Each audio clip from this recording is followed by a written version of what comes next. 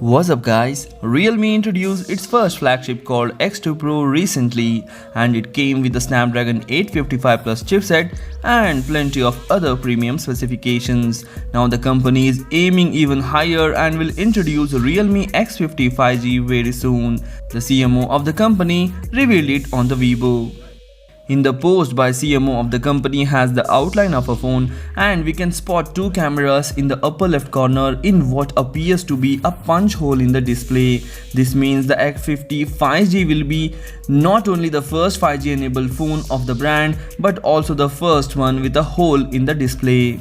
While the jump from X2 to X50 is truly interesting, the chase also explained that the logic behind the name. X stands for X lineup, which is a pioneer series with all new technology that Realme is implementing. 5 represents the incoming 5G generation of the smartphones and 0 is for the new beginning, much like the 5G enabled future of the mobile phones business.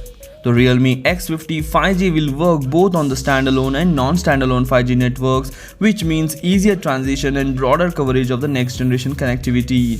Realme is yet to reveal more about the smartphone, including any time frame for its launch. So this is all we know about the upcoming Realme X50 5G smartphone, Realme's first 5G smartphone and Realme's first phone with a hole-in-the-punch display camera. If you like the video, please hit the like button and do share this video among your friends. Thanks for watching. Take care. Bye bye.